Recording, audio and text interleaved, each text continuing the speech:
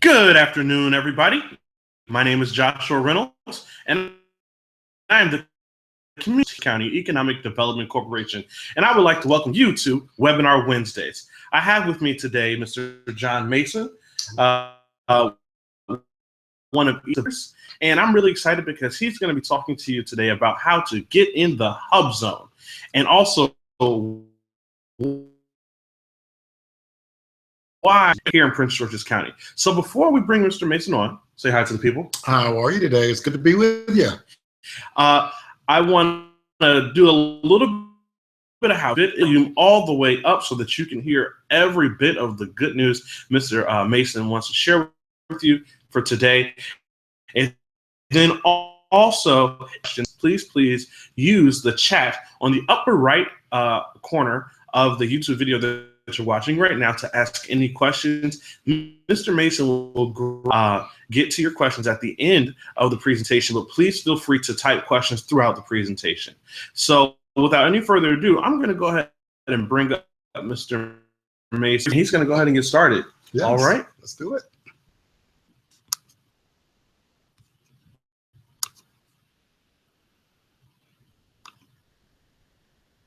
And you're on, Mr. Mason.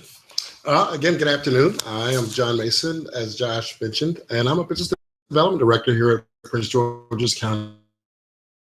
Basically, what I do is I help businesses to grow and expand and also provide matchmaking opportunities so that you are new by getting customers.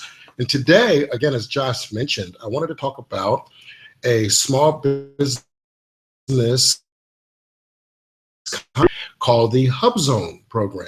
And what's interesting about that is that Prince George's County has quite a few HUBZone in order for you to be privy to set aside contracts through the federal government. So without further ado, let's go into our present HUBZone, and we'll give you some of those reasons why.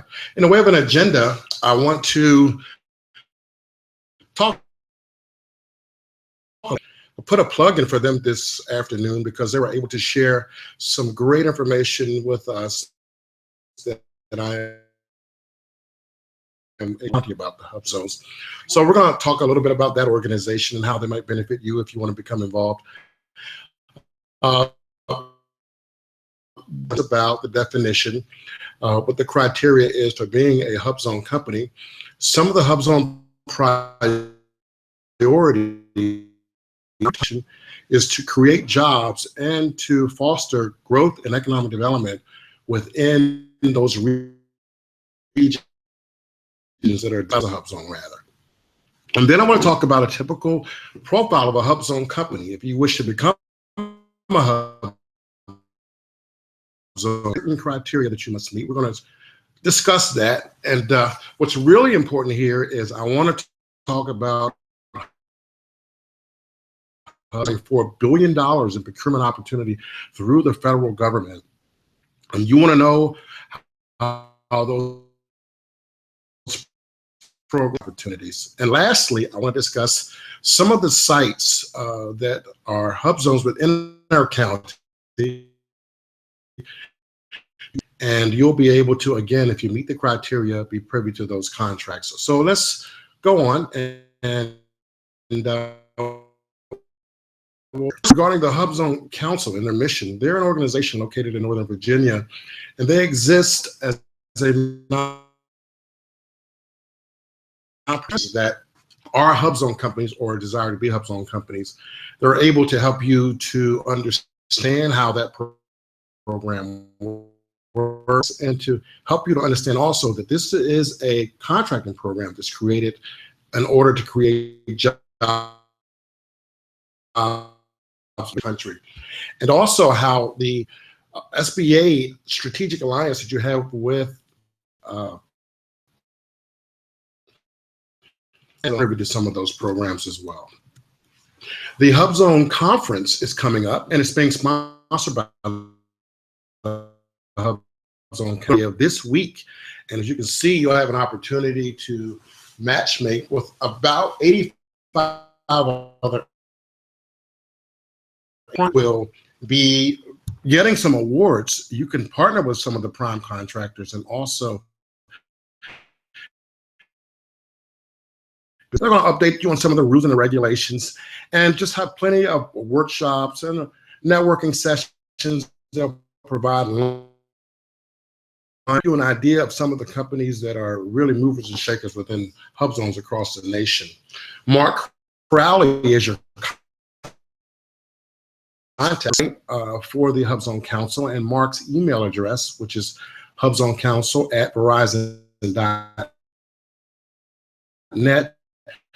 Understand a little bit about his organization and also give you more details on the seminar that's coming up. That's actually this Thursday. As we mentioned before, the HUBZone program is a small business contracting program. It's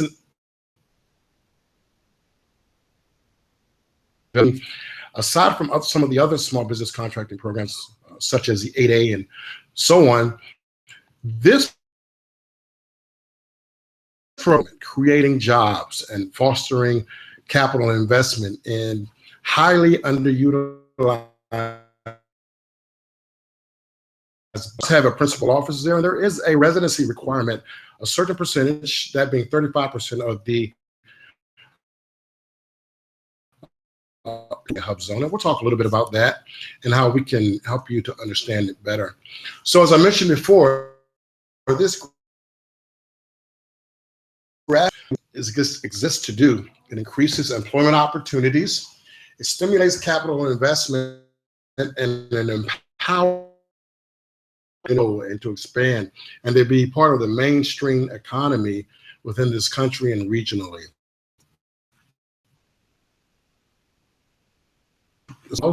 Has to be a small business according to the size standards by the NAICS codes classification, and owned and controlled by a citizen of the United States. As you can see, your principal office has to be within the zone, and employees must work actually and reside in a designated HUBZone. Recently, we have found out also you are in a HUBZone and there are other companies around you, you can share some of those employees in order to meet that need. The HUBZone program map is an interesting graphic because it shows you all over the country where some counties across the country are all HUBZones, and 24% are qualified non-metro. 5% are HUBZone qualified. So in other words, what we mean is that when you look at metro areas, you may find when you look at counties, typically in counties you have areas where the entire county is a HUBZone and meet that 35% criteria. Redesignated area is an area that actually has time. Census tract data has shown itself to have grown economically to where it has positioned itself out of that. So we have, as you can see, this number down under the metro areas tab, that about 1,800 come out of the HUBZone, and that means that they have been able to really shore up their economy. But there are in which to locate. If you look at the number of HUBZone companies, you can see over the course of time, that number, 4,700 companies right now within the country that are HUBZone firms. What's interesting about that are not really meeting their goals and their requirements in order to they are actively looking for more HUBZone companies. And here in the county, we encourage companies to come to our office. Certified, we can point you to resources where if you're not doing business in the federal space, if you are in a HUBZone location and go after some of those contracts. So that number is falling from where you see in 2011, it was over down to 4,700. That's the good news. Good news, bad news rather. Not a lot of companies out there for the agencies to choose from, so you can become part of that new number. So if you look at a profile, it's about $2.2 million in revenues, about 15 employees. You can see it's a small business.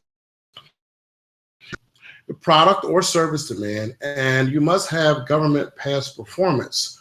So in order to qualify, you must have the federal space. And you can see, again, the profile of the typical company. It's either service or product firms that are right now presently in the country that are HUBZone. And if you look at the industry sectors, or within the services sector, a great number of those companies are in IT sectors. And that represents companies and startups who have some experience and have done already some work, possibly as an 8A in the federal space. Manufacturing, 12, and so on. Research development, you can see 8.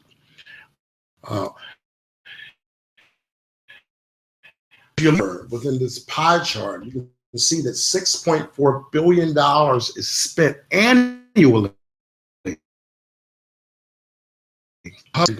That presents a great situation for anyone who wants to get into the space. That's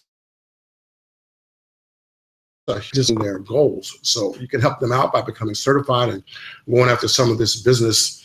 You can see in fluctuated over, say, the last 15 years. And right now, you're looking at total fiscal spending by the federal government being HUBZone spending. That's a huge number. Doesn't sound large, but that is a huge number and grow in many of these new sectors as the economy continues to grow and become better. HUBZone spending in dollars has 15 years to a point where in 2009 and 10 it rose to very high levels, and right now again you can see in 2015. So it has fluctuated. It has somewhat stabilized over the last 3 years too. And so if we break down the number of total dollars and the percentage of those dollars spent in HUBZone, see that defense represents that largest number, down to the agricultural department, which is the benefit of Prince George's County is that we have 14 federal agencies within the county that do probably over a year in spending, that are looking for HUBZone companies to come in and hopefully get awarded some of these contracts. And if you come to connect you to some of those opportunities, I'm going to talk a little bit more in the presentation about some of the procurement day. The next procurement day actually was the Department of Energy. That represents about 20 total spending for that agency. And so we're bringing some of the heads of procurement from 1801 McCormick, along with about 150 other companies, to hear what those folks had to say. And possibly getting some of these awards as a result of you bidding on those contracts and being certified, whether in 8A. There's a few marketing strategies that you must employ in order to really go after some of this. Here you can see the U.S. Small Business Offices was what's called the OSDBU office. Each agency has a prime business, so you want to get to know those individuals who are in charge of those offices that are working with small. Allow you to again be connected to some of those opportunities. You must respond to sources and notices. Don't focus on going after these contracts because they simply do not know that there are contracts that are being built in opportunities. So if you have 1 or 2 people within your organization who can focus on doing these contracts and these set-asides, if you're a HUBZone company, you stand more of a chance of being able to identify what you can bid on. History with direct awards, or you can go through primes. But the key is to be able to know when those and meet those deadlines in order to go after those bids. So spending is going to increase. Will also increase, particularly in our region, in Prince George's County. We hope to see more companies as a result of our office helping you become certain some of the benefits of going after federal work.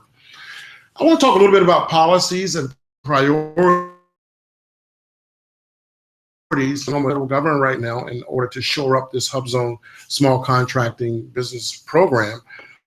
It's being considered on this program to where rather than redesignated areas being 3 years out, a company, after a region has been redesignated, in order for that company to either move or find space somewhere else, and consider to extend that out up to 7 years. It has not passed Congress yet, but it tells you a little bit about to keep those companies in place so they have the ability to go up to some of this work or some of these awards for simplifying residency requirements. Maybe, from what I understand, taking that down from 35% to or has not been legislated yet, but it is being considered. And also to metropolitan counties and having less than 80% of median household income rather than the full amount. Determine whether or not those are still meeting the criteria for our current economy, our current marketplace, and so on. I want to touch on Prince George's County and the hub zones within our county. You can see that we have quite a few areas that are hub zone areas. You look at College Park and Calverton and Hyattsville, around Greenbelt and New Carrollton. These are have the critical mass in terms of infrastructure, IT infrastructure, in order for you to set up and operate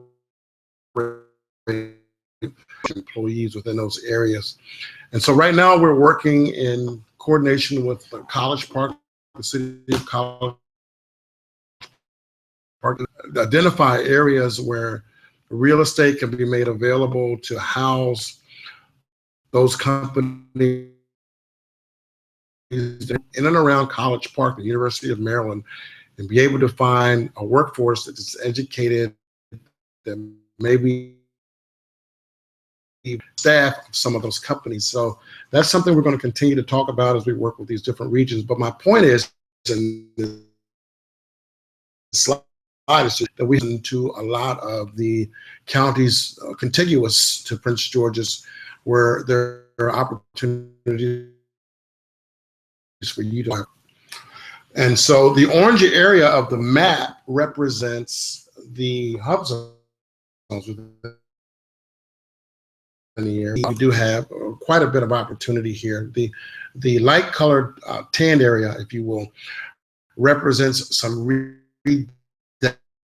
comparison to what's already designated. Our areas are pretty stable. We expect that they'll be around a long time. And even in and around Andrews Air Force Base is a hub zone. So you've got smart people working around there, right around the hub zone area. And Andrews, they surround it to look for great, around the Camp Springs area, to look for a great place to locate your business.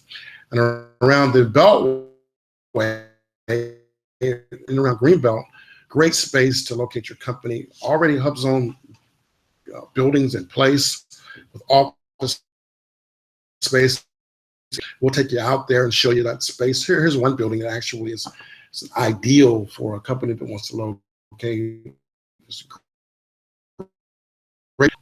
What we do here at Prince George's County is we actually have procurement forums on a regular basis where in heads of these agencies, some of the procurement heads from NASA, we've had them come in from IRS, the Department of Treasury, SA, as I mentioned before, also have a gentleman coming from the Department of Energy, does about $24 billion, CEO heading up the charge there.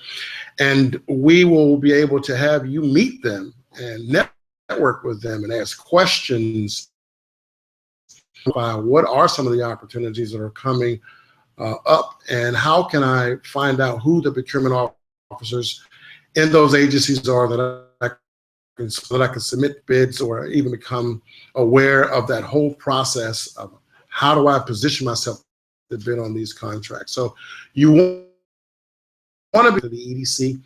It's in our electronic newsletter. That's my very good from the IRS, the Department of Treasury. You want to get on our website and find out when these events are, so that you can become a part of that. That's me. If you are able to really position yourself for these opportunities. So, in closing here, there is legislative action that's pending that will allow even more opportunities for you as a company to get on some of this action. So, and you know, if some of these bills pass, then it's even better for you as a company if you really want to. My contact information is John A. Mason. I am the HUBZone guru of sorts of the Prince George's County Economic. And Josh Reynolds, my colleague, is our media manager. He's the one who has helped us to put this webinar on, and we really appreciate his. Also included the website for the HUBZoneCouncil.org with Mark Crowley and Mark's email address. Give Mark tell you a lot about the event that's coming up on the 13th and the 14th, and how you can register for that. Folks from 85 agencies, all of those prime contractors will be there. You can connect with some of them and make those connections to grow your business enterprise, to hire some people and make life better for those in Prince George's County and all around the region. So this is John Mason. Thanks very much for us to do this again, and hopefully you'll have a great day. All right, Mr. Mason, you just shared a wealth of information with us. Don't ask any questions before we close out completely. All right, it looks as if we don't have any questions, but if you do have after this webinar is over, please feel free to contact John Mason at jpg.md.us, or myself. I'm Joshua Reynolds at RJ Reynolds at CEO. Visit our website at pgcedc.com. Give us a call at 301-583-4650, and be social media. We are on Twitter, we are on Instagram, we are on Facebook, and we are also on LinkedIn, which is really huge. We want the magic 6 letters to find us, our PGCEDC, and you can find us on all those social mediums. And if you have trouble, please call us over here at the office and ask to be forwarded to me, or give me an email. Shoot me an email, and I'll be sure to. For lunch for Webinar Wednesdays, and we hope to see you again soon. Have a great day.